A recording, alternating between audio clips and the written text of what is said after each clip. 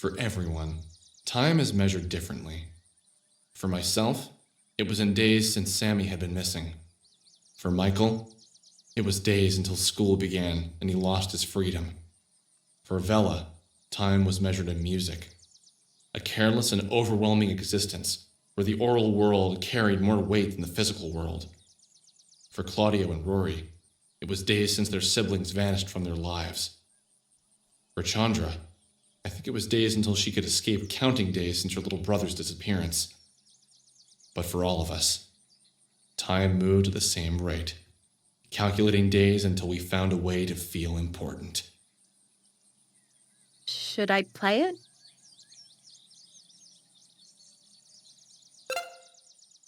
Yeah, we've come this far. It'd be stupid not to do it. I'm ready, guys. I feel like something exciting is about to happen. Hopefully this isn't a mistake. Worst comes to worst, we made the world a little better with some beautiful music. Just do it already. Should I play it?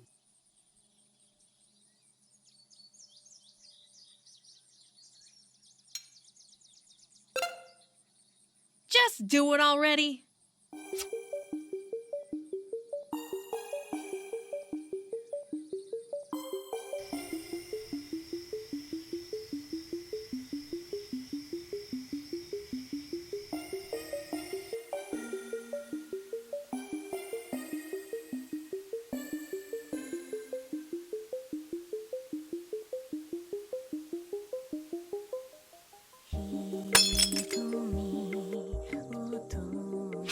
Are you guys okay?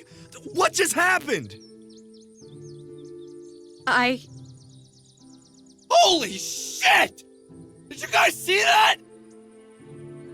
See what exactly? You guys put on the record and went into an epileptic fit. It would have been funny in any other context. I did see it. It was amazing. It was the woman made of plastic that I've been dreaming about. Woman made of plastic? What does that mean, Alex? She's like an android or something, but she's like plastic. That's happened to you before? Yeah, like once or twice.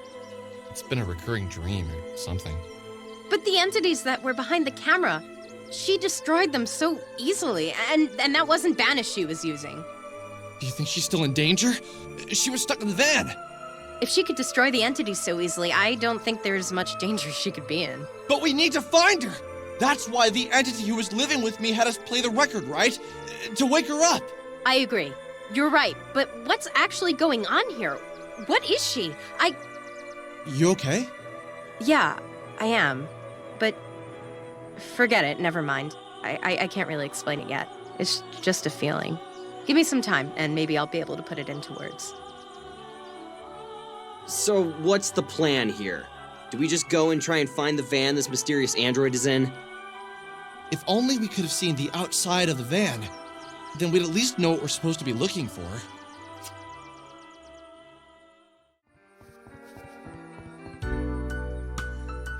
Hey, Alex, do you have a minute? What's up? I was wondering if we could go somewhere and talk for a bit. There's been something on my mind, and yeah. Yeah, you're right. Sorry. Let's work on that.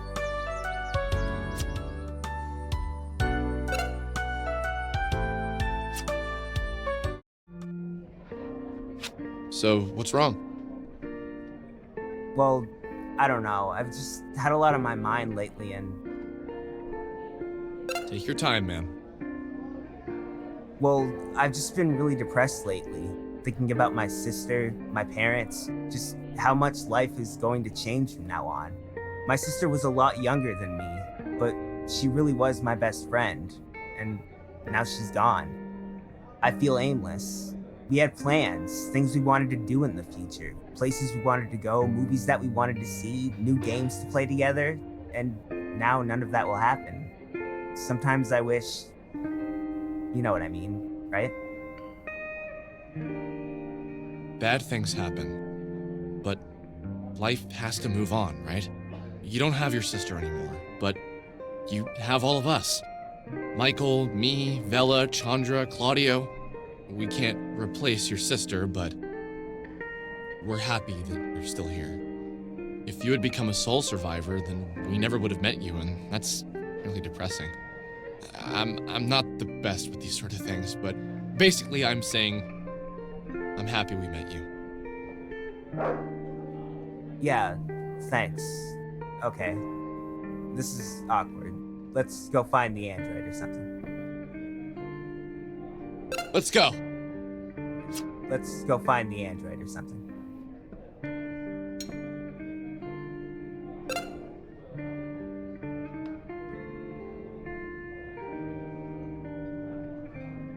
Hey! No! Yeah, don't do that again. Sorry, I shouldn't have done that. Yeah, you shouldn't have. Look, it's not like you're not cool, I'm just not into you that way. Yeah, I get it. Sorry. Oh, I've just had a lot on my mind lately, and I don't have all day. Spit it out, Rory. well, I've just been really depressed lately. Thinking about my sister, my parents, you know what I mean, right? Rory, I don't have time for your personal problems. Look, you need to just stop being depressed.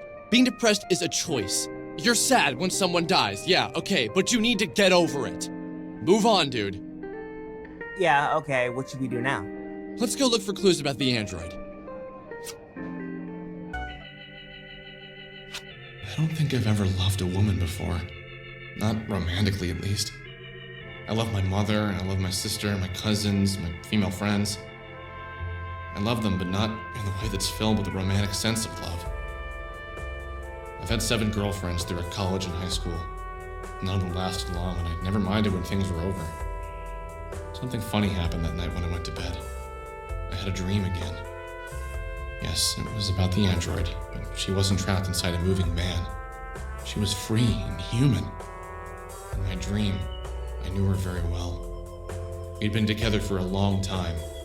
We weren't old. We didn't get old. I knew inside my heart how well she treated me. I knew, for the first time, she was the only woman I'd ever treated well. Inside my dream world, she entered my dreams. She entered my thoughts. She filled up every part of my mind, even the parts I wanted to hide away. She was like the old Bruce Lee quote, "Be like water." She was my water, rushing into all the cracks. Nothing could be hidden from her, but I didn't mind. She didn't judge. She didn't have a place to judge. She, unlike all other humans, was aware of human flaws. She didn't pretend we didn't think about hatred, violence, jealousy, sex. It was a person. She got that. Now, if only she was too. She is, and always will be, a woman made of plastic. I know how funny this sounds, and trust me, I do. How can a woman made of plastic be loved so much by a real flesh and blood human? I woke up the next morning in a cold sweat. What was I feeling? It was like a warm light surrounded me. Someone had flipped a switch in my brain, and I now understood something I wasn't capable of understanding before. I felt a weird joy inside me, like I had a secret no one else was allowed to know. A secret that was meant only for my ears. And it was the android who told me. But it couldn't. I tried to recall the dream, but it was already slipping away to the periphery of my mind. I couldn't remember specific scenes, but I could remember the feeling the dream had given me, and I knew they wouldn't be leaving me. I thought about Michael, then Rory, then Claudio, then Chondra. I had no desire to see any of them. I thought about Vella, then Sammy, and I felt weird, like I had done something wrong, as if I had wronged them somehow in the dream. And just like that, suddenly I needed to see Vella. But why? Why did I suddenly have the urge to apologize? No, that wasn't it. Thank her? No, I don't know why. but I needed to find her and do it alone. I love the fall, but sometimes I hate it. Does that make sense? Of course it doesn't. Probably because I get so sad to see it go. I like Thanksgiving, that's always fun. But like, Christmas? That's always depressing. The celebration always makes me feel uncomfortable. Like, are you really happy, or are you just pretending because it's Christmas? I never thought of it that way. I love the fall too. It always meant seeing my friends again, but I guess starting school again sucks. You know, I haven't thought about school since like last winter, spring, whenever it was. I don't miss tests or any of that shit, but I miss learning. I was good at school. I'm not a genius, but I'm great at writing, philosophy, psych. I don't think I'm great at anything that helps real life, though. Maybe dreaming. I have a lot of dreams. Things I want to happen. Now, if only they'd be grounded in reality. What's that thing they say about dreams and poets? We're sad sacks. Something like that. Can I ask you a serious question? Go for it, Ginger Boy. What was your world like? The one you came from? You know, I don't think anyone has asked me that since I've been here. Wow. I try not to think about my old reality, but it really wasn't all that bad. Things are mostly the same. We had more cows, though. Lots of cows. And the music? Different. Your metal is our pop. Isn't that weird? My mother would love your thrash metal. We also didn't say the 90s. We called it the end times. Isn't that funny? We all joked that 2000 would be the end of the world. That and, well, this is gonna sound weird, but we don't look at death the same way. In this reality, death is like giving up or making a mistake. How can you fault someone for dying? We all publicly acknowledge that when someone dies, you're sad for yourself, not for them. That, and What is it? we can call our dead. When my grandmother passed away, I was 12. I've spoken to her once a month for the past 12 years. There are phones, special phones. You put in money, dial the social security number of your loved one, and for 3 minutes, you can speak to them. You can talk to them about anything, with one exception. Under no circumstances are you allowed to ask about where they are and how they're feeling. If you do, they lose their phone privileges forever, and you have a 10-year hold on your account. What? Like, for real? Yes. And we never dream. I didn't know about dreams when I first came here. I had my first dream the night before I met you. Must be fate. We also don't have fate where I come from. I think we never put ourselves in that sort of box. You take away your own freedom by even pretending things like that might exist. What did you see when you traversed the soul space? What was it like? I don't have the talent with words to explain it. It's something you should see for yourself. What? Leave my body? I don't think I could ever. Maybe not, but... Okay, look at it this way. Before I traveled the soul space, I was a different person. Someone who got hurt by someone. Someone who believed they were loved unconditionally. When I was out there, I realized unconditional love exists, but only as something to strive for. It's just a concept. There's no way to actually put it into practice. We can say we love someone unconditionally, and we can act like we do. But it's not to judge people for what they did to you or someone else. To accept someone for being human. Accept someone for being human? I know what you mean, but isn't that funny? Coming from a human? We're all human. We all have flaws, we all hurt each other, but is that the thing to be fixated on? And I do believe unconditional love exists. Oh? Have you felt it before then? So what if I have? From who? What's her name? I don't know. It's just, I had this dream. And in this dream, I was loved unconditionally. Whoever loved me loved my flaws and loved my mistakes as much as they loved the things worth making me loved. Is that so hard to believe? Sounds like a dream. So, who was she? Spit it out. Was it Sammy Park? No, I don't think so. Maybe it was. Maybe it was you. Maybe it was the android in the van. Maybe it was all three of you as one being. Well, I think you're a lazy ass half the time, so I don't think I'm the one to love you unconditionally. But yes, keep chasing the missing girl who entered the soul space. I'm sure when you finally find her, she'd love you unconditionally. Hey, that's not fair.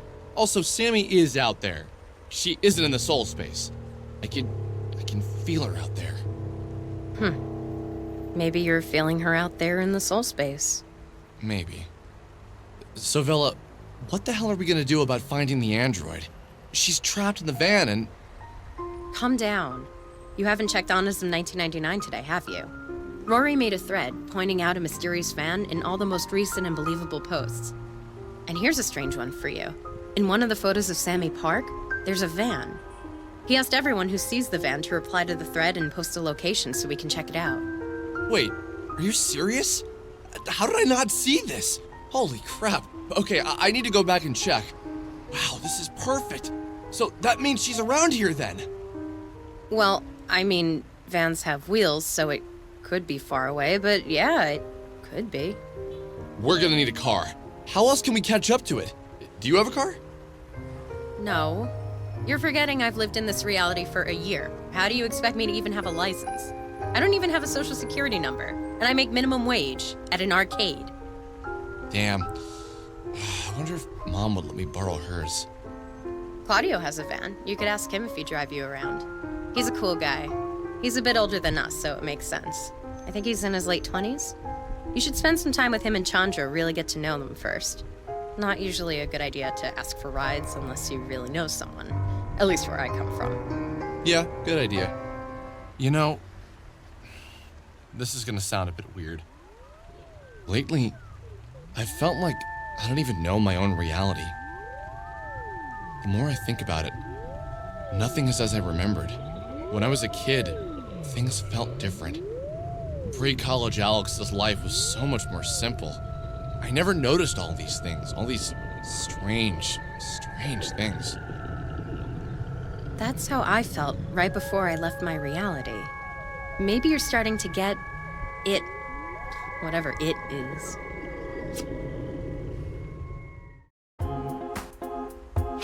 Hey, Claudio. What's going on, man?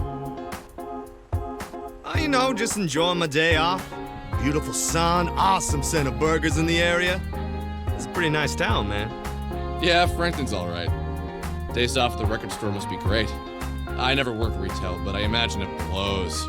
Oh, well, I don't really work at the record store. I own it. Didn't you know? You own it? What? Yeah, I own all the record stops.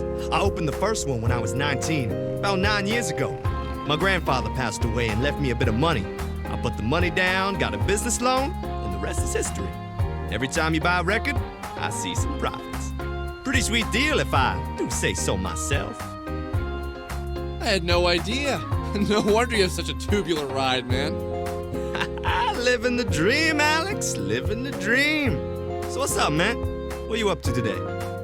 Well, I wanted to ask you if you drive when we go to look for the android. Rory put up a post on Onism 1999 about it, and apparently sightings have been flooding in. Once we get a credible hit, you down to go?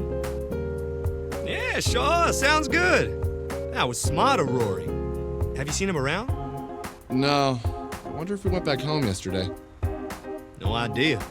Make sure you let me know when you're ready to go, okay?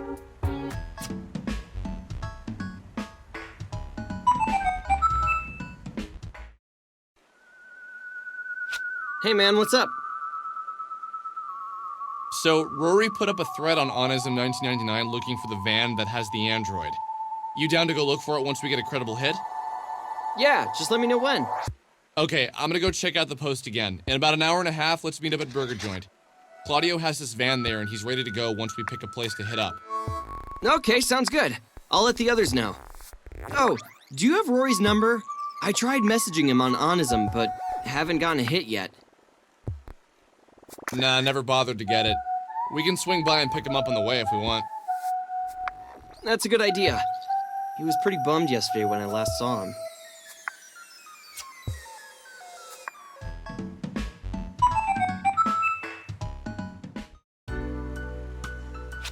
Hey, Alex, what you up to? I've just been hanging out, thinking about the android. So that's your thing, right? You wander around all pensively, thinking about unobtainable women?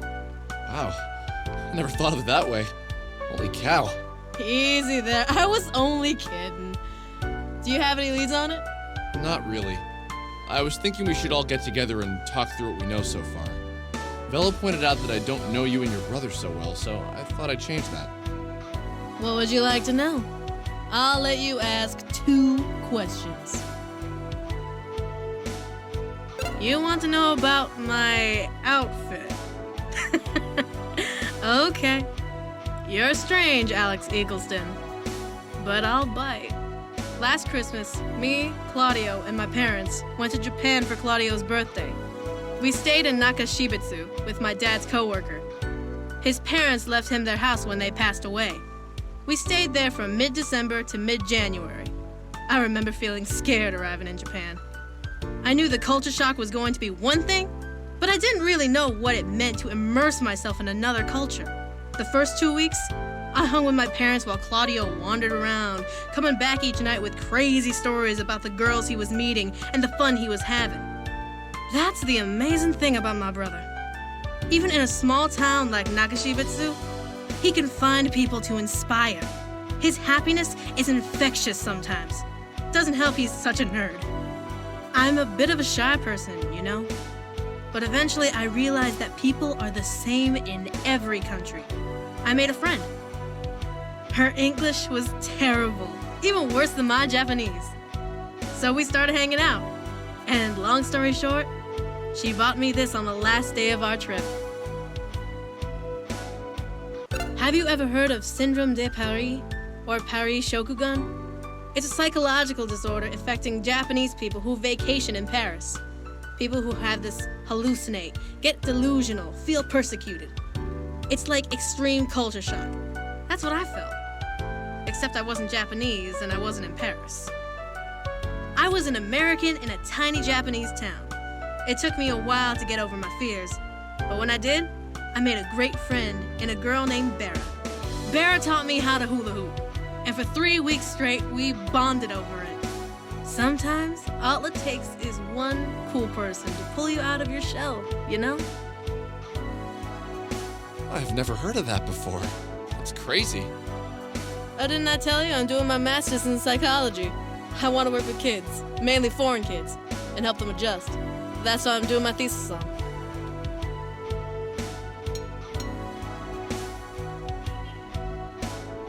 Really, Alex? I let you ask me any 2 questions in the world, and you ask me about my dead brother. Look, I'm more than that terrible thing that happened to my family. I really am. I don't want to sound rude, but I don't understand what you expect from me. Am I supposed to continuously tell you how horribly upset I am over the whole thing? I am. It ruined my life for a long time. But I had to move on. I was a kid when that happened. Seriously, man, know when to hold your tongue. Yeah, you're right. I'm sorry. You know, I have a sister. I don't think about her nearly enough. And I swear half the time I forget I have one. But she's a lot like you. Easy to talk to, funny, a bit mean. She's smart like you too. Very philosophical. Where is she? Who knows? I can't remember.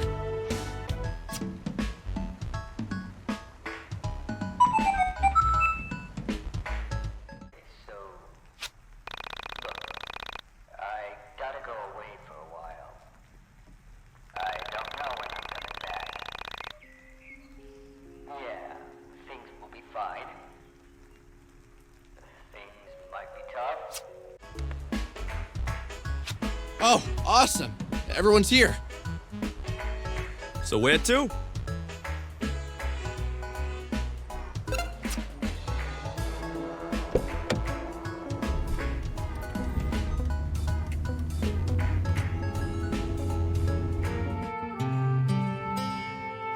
Who is it?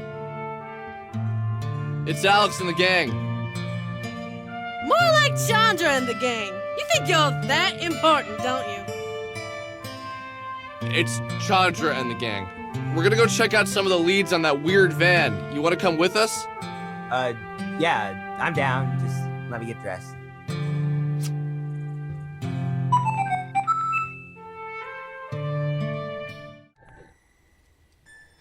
Do you guys see a van? I don't see anything. Yo, you want to hear a screwed up story? Yeah, what's up? You see that water tower up there? About a week after Sammy Pack went missing, people in my town started complaining about the color and taste of the water. My house wasn't affected because we have a well. So the water company opens up the tower and they find the body of a girl. She has no clothes on and she's been in there for days. What's really screwed up is she was locked in there.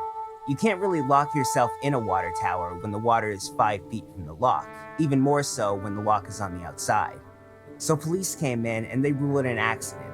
So some girl accidentally climbs on top of a water tower, picks the lock, jumps 5 feet into the water, then manages to lock herself in from the outside. Yeah, I buy it. Wait, are you serious? How the hell was this not on the news? It was. Headlines read, "Small Town Tear, Unclean Drinking Water." Somehow these lazy jerks at the news stations managed to turn what was most likely a horrific murder into a gross story that focused more on the quality of drinking water than about an actual person. How did she get up to the water tower? I don't see a ladder. Ah, that's what I was forgetting. A logical person would deduce that they removed the ladder so it wouldn't happen again. This is where it gets really creepy. There was never any ladder, and you'd need a really big ladder. So some crazy murderer with a big ladder could still be hanging around out here? Yeah, probably. I made a post about this on Honism 1999, but we were never able to figure it out. What's even more screwed up is they never identified the body. Poor girl.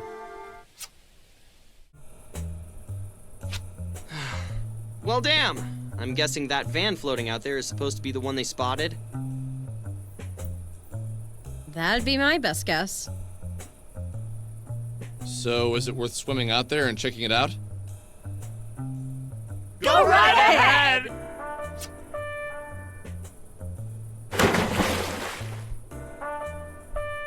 What? Ugh, hey, you guys suck! How's the water?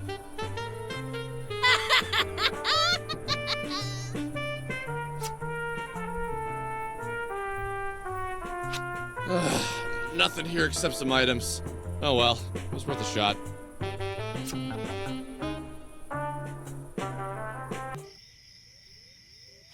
So, do we just walk up to it? I guess so. Maybe I'll just knock on the back and ask if there are any androids being held captive.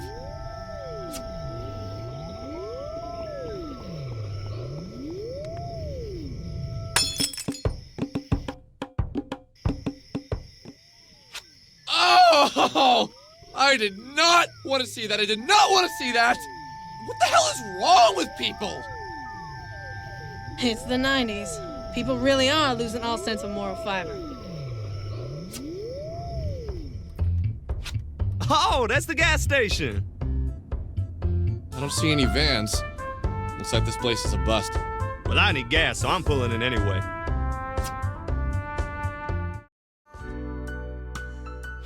I went here for my undergrad. Oh yeah? I hear this is a good school. What year did you graduate? In 97. I really don't like being back here. It's like stepping back into the past. What's wrong with that? I miss my school all the time. It was like the best time of my life. Was it though? I don't know. I'm happier as a graduate student. There's a bit more pressure, but that's because we were asked to be the best in our field and not pass 10 classes unrelated to our major per semester. But what about the parties, the friends? You know, like the social life. Don't you miss that now that school is over? I have a social life still. I hang out with you and everyone else. Plus, I see my friends from back home. School takes up a lot of your life. Why do you have to give it your best years? I always wondered if people go into college saying, "This is going to be the best 4 years of my life," because movies, TV shows, and their depressed parents say things like that. Maybe we almost convince ourselves of that because we're always hearing that. Sure, no parents to tell you what to do and when to come home is cool, But there comes a point where parties, drinking, hooking up, and all this nihilism starts to wear you down. Maybe that's what makes you old. You spend 4 years living in excess, and when you get to the other side, all the partying has aged your body, and now the only thing left to do is make babies and feel sad that you don't have the energy to actually live your life. Wow, my college years didn't sound that cool. Maybe I should go back for my second degree. 4 more years of that and you'll be super old. But didn't you find it scary? Entering the real world, having bills, getting married, having babies, all that other stuff?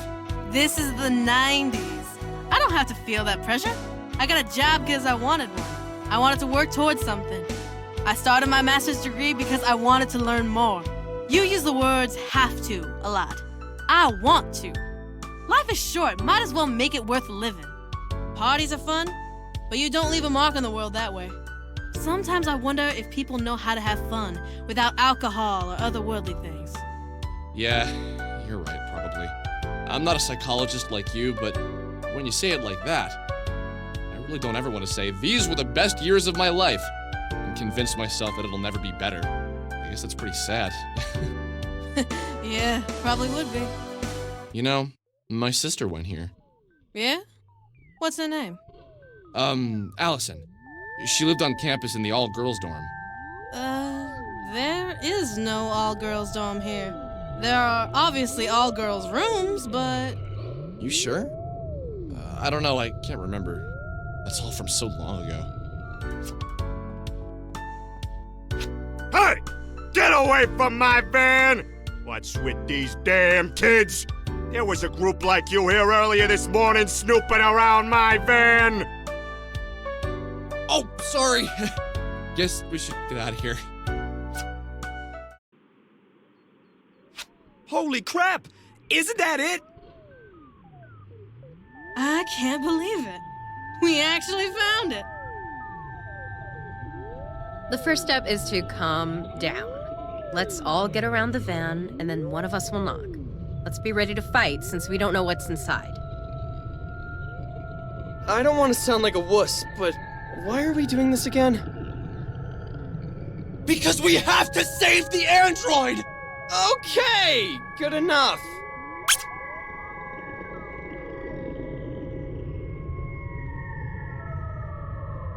What are those kids doing with this mysterious van? Doesn't anyone else find this a little odd? So, the soul survivors are working with the mall rats. Don't be stupid. Something isn't right here. Okay, so those kids have the keys to the van. The only course of action is to track them down and ask them nicely for them. And when they say no, we kick their 12-year-old goth butts! Okay, sounds like a plan. Wait, can anyone pick a lock here? Yo, wouldn't it be hilarious if I could? Like, out of this ragtag band of misfit friends, the black guy could pick the lock. And don't pretend you didn't think it. So to answer your racist-ass question, I cannot pick a lock. Well, at least not a car lock. I went through a Sherlock Holmes phase and learned to pick basic locks. You know, antique locks, Egyptian wooden pin locks, a warded lock, RFID locks if I had the right equipment. But definitely not a car lock. So, just to clarify, you can't pick the lock. No? Probably not. We're wasting time. Let's go after the brats. Hey, wait up! Why are you guys running from us? The dark energy! It commands us! What? Oh god, not this. Have you seen this before? Yeah, it's called These Little Brats Have Been Watching Too Much Goosebumps and Reading Too Much H.P. Lovecraft. Look, we don't have time for these stupid games. The darkness hasn't commanded you to do anything. Give us the keys to the van, and we can all walk away unscathed. You can go home, wash off your eyeliner, apologize to your parents, and go back to being normal kids. Wow, Vella. Sounds like you're speaking from experience. I'll ignore that one for now, Michael. Okay, looks like we're gonna have to beat up some twerps!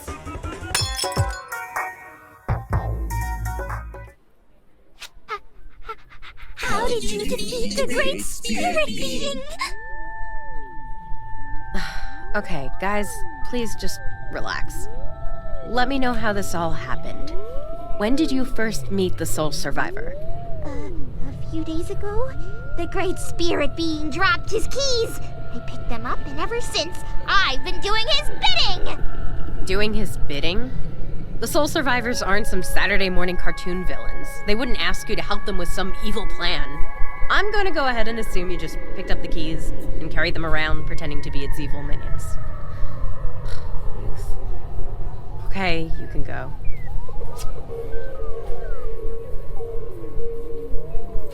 Why would the Soul Survivors be driving around an android?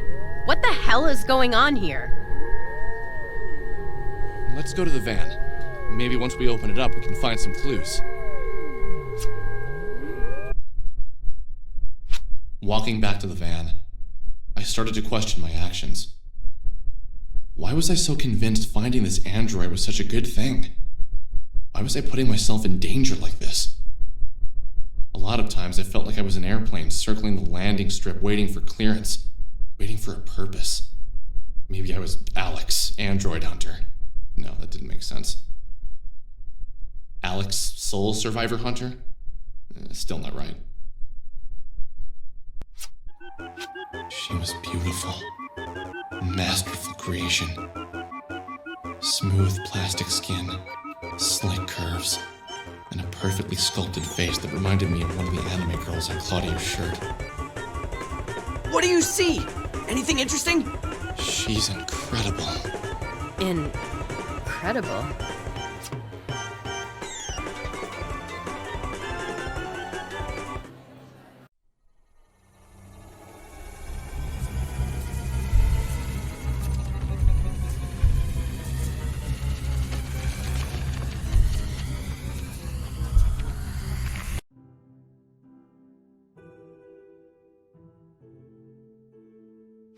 Hello, Alex. My favorite soul. I must thank you for coming to retrieve me. What's happening? I imagine you are wondering who I am, why I know your name, and where we are going. I think it is necessary that I first introduce myself. I am the Essentia 2000.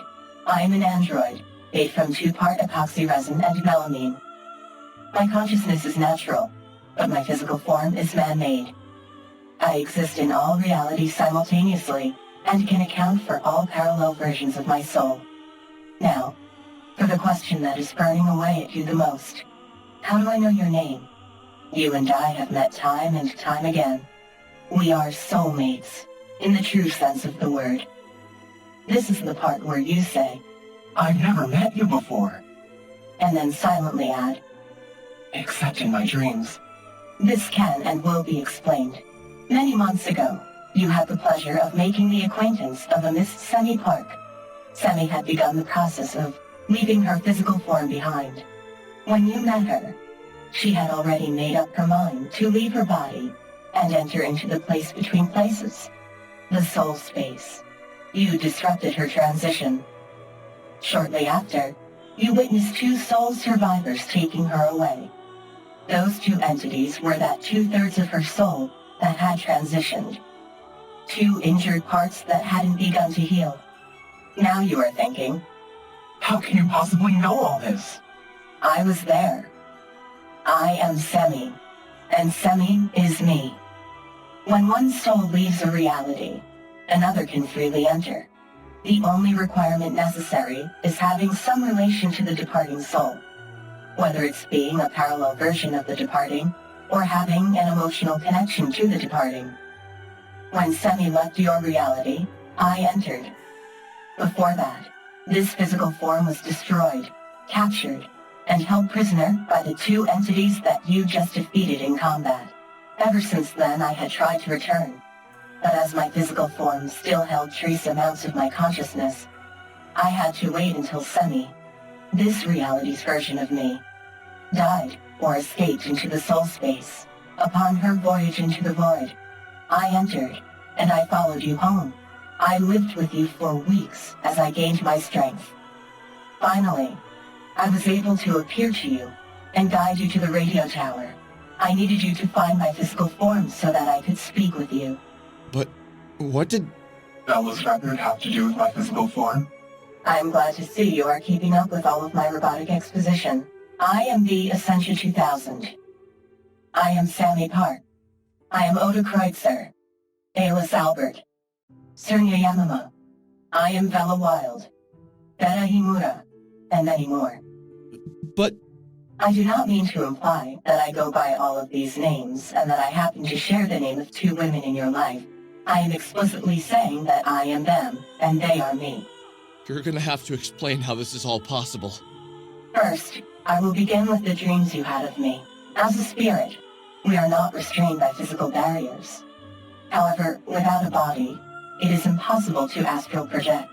When you slept, I was able to enter inside of your vessel and use it to launch my spiritual form out into the world to seek my physical body. I am sorry that I violated you in such a way, but it was the only way for me to find my body and make physical contact with you. By now, you are aware of the soul space, the location where each universe and reality coexist. Each universe has a set number of souls. Adjacent to your reality is another that contains someone with the same soul as yourself. In one reality, I am Serna Yemina, a Palestinian girl on the run from financial trouble. In another, I am Vella Wild, a talented musician whose only setback is the pressure I put on myself. In all realities, I am the Essentia 2000, a pan-dimensional android made of plastic, created so that I can better understand myself in all of my realities.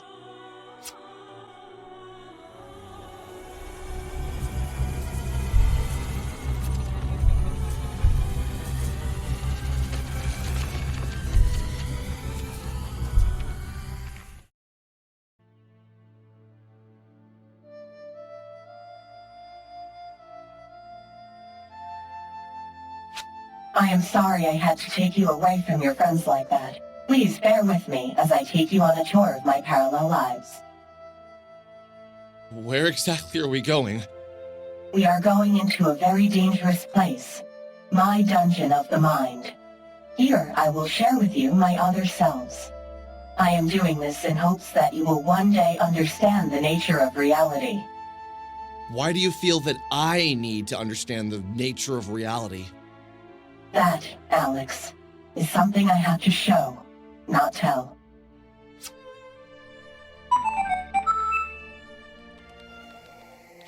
I came to exist 6 years ago, in the winter of 1993.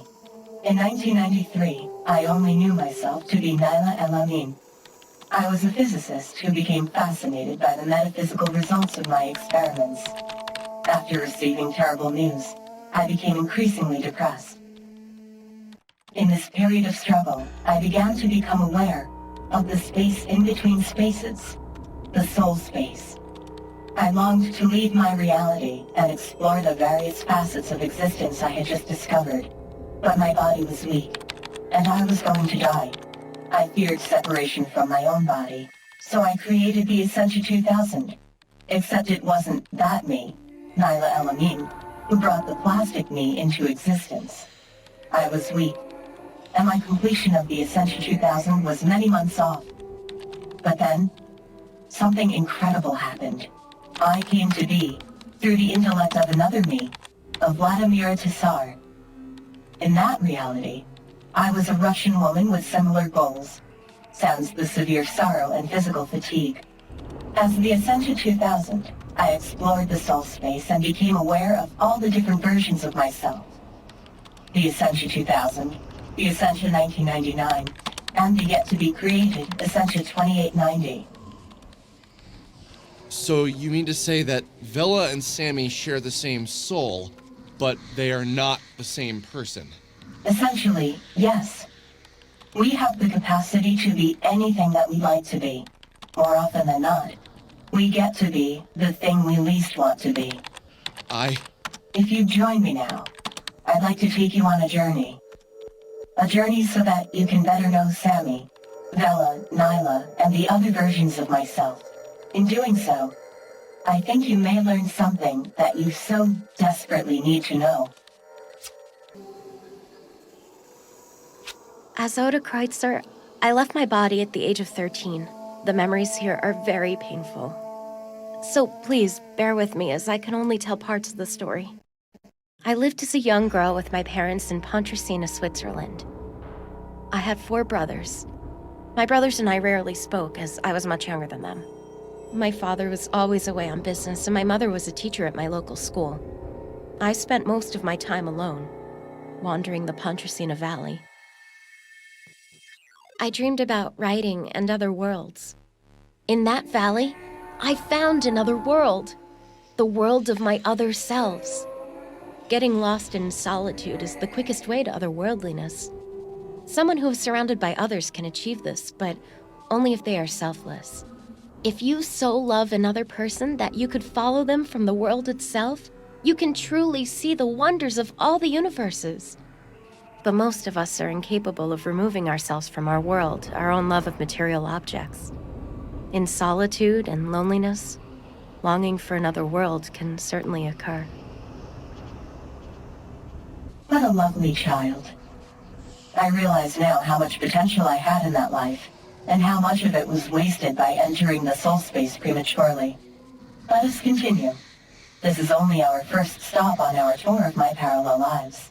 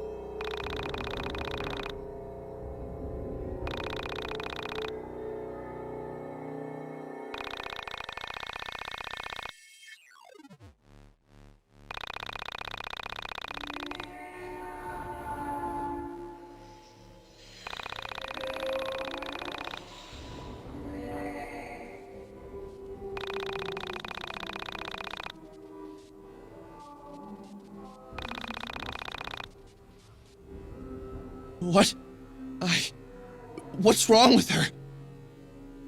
It's time for us to move on. She isn't well. This is not a lifetime I can recall. These machines, they're so familiar, and yet something feels wrong. Is it safe to approach him? I cannot say. I would never harm you, Alex. But it is logical to assume that one of my many parallel lives may have some reason. I knew you'd come back. Somehow, you look different. So many lives wasted, taken, and experimented on in hopes of obtaining this moment. And now that I'm looking at you, I don't know if I should love you or hate you. To kill you in the way that you killed me time and time again has been my only dream, my only waking thought for the past 50 lifetimes. What's he talking about? Do you ever feel guilty? Do you? What did I do? What's wrong with you, man? Everything was taken because of you! You bastard! I lost everything. My research, my wife, my kids, and all for what? For you! What the hell were you worth? You're a thief! Nothing more! I regret ever laying my eyes on you! Alex, I can't recall this life. For some reason, it's blocked to me. There is a void in my mind. There are white spots where I should see this life on the astral plane. Mom, is that you? How long has this life been lingering here? Alex, I'm sorry. I'm really sorry. I didn't mean to say such terrible things. Come here. Let me hug you. Let me say I'm sorry in your ear. What? Get away from me! It seems as if you harmed him in some way. Alex, look out! Once again, you underestimate me! That wasn't even my final form! Alex. Why?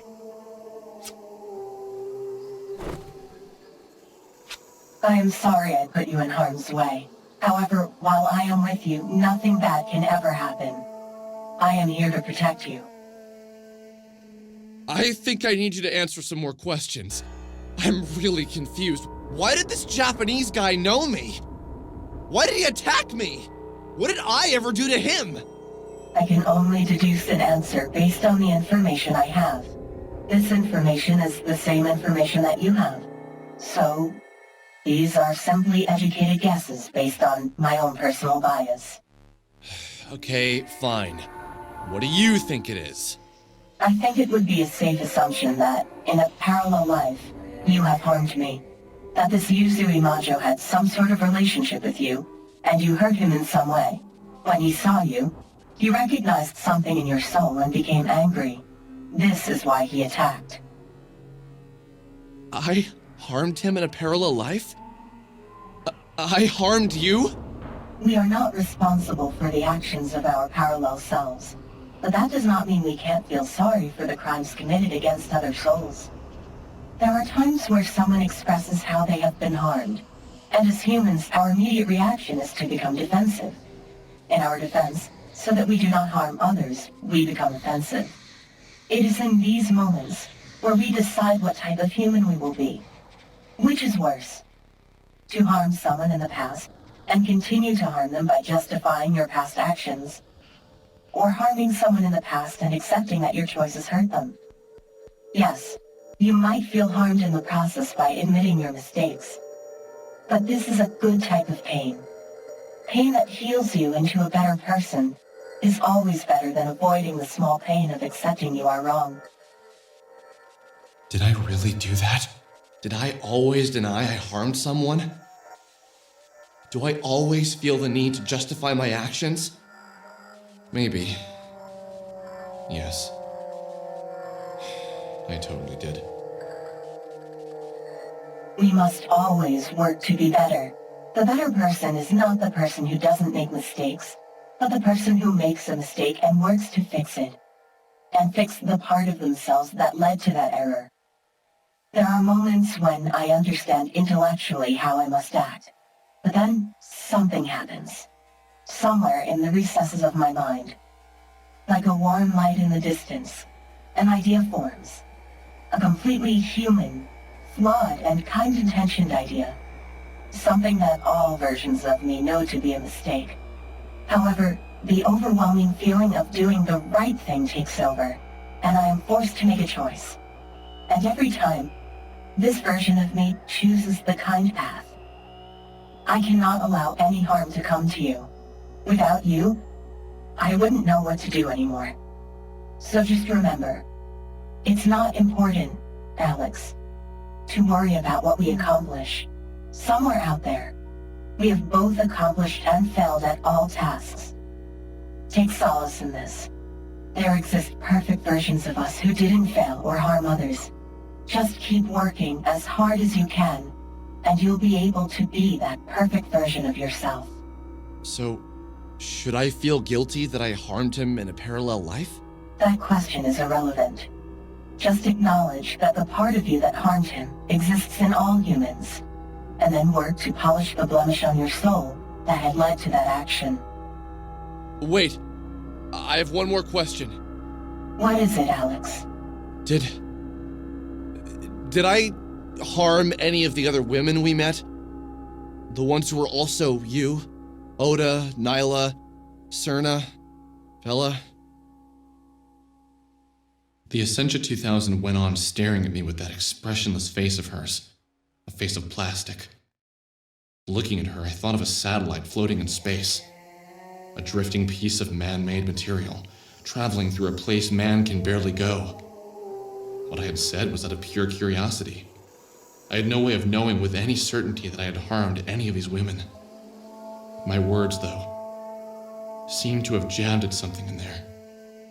I could read the effect on her face. Eventually, without a word, the Essentia 2000 turned away and proceeded from the room. It's very interesting to me that you ask this. I'm going to choose to not answer this question as of now. There is one last location I'd like to show you, and it's quite a distance. I will answer more questions when we arrive. I longed to wash away the bitter taste in my mouth, but even sipping from a water bottle wouldn't cleanse me of it. The whole situation felt like a dream, as if I was wading through pools of jello. Even then, I kept telling myself that the things around me weren't that weird. That seeing Sammy vanish, meeting entities, and entering inside a dungeon in my mind should have prepared me for this. But you know, I don't think it did. I wanted to ask the Essentia 2000 if I could feel the feelings of my parallel lives. I realized now I was just seeking an explanation for the various feelings that were surging through my heart. I felt closer to Vella, closer to, well, every single parallel life of the Essentia 2000, and yet furthest from Sammy. Was Sammy really all that important to me? Or had I just been delaying joining the real world with all this adventure? Did I really ever want to find her now that I know what finding her actually meant? No, I did. I really did. And I don't regret what I learned.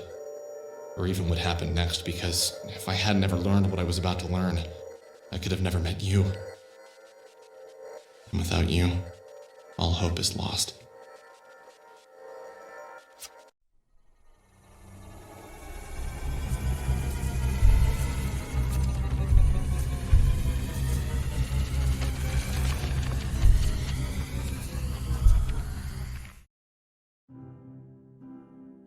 How did we get back here? Those stairs were the exit to my mind dungeon. Now we have returned to the foyer. In order to proceed, we must first return to the beginning. Allow me to open your mind, to grant you access to the Hall of Parallel Lives.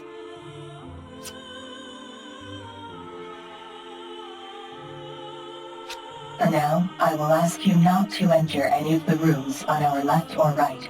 Inside are the various parallel lives that your soul is currently engaged in. I believe it would be traumatic for you to experience them at this point in your life.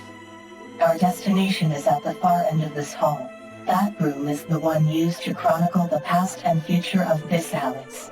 The one I am speaking to now. My favorite. Where am I? The other rooms had you in them. Why aren't I here?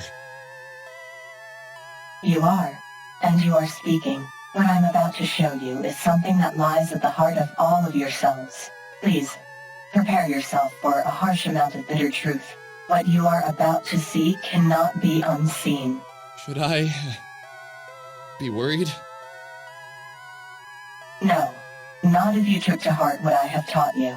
What do you mean? What have you taught me? To recognize your flaws and work to correct them. I am about to show you your greatest flaw of all. Destruction! Oh boy.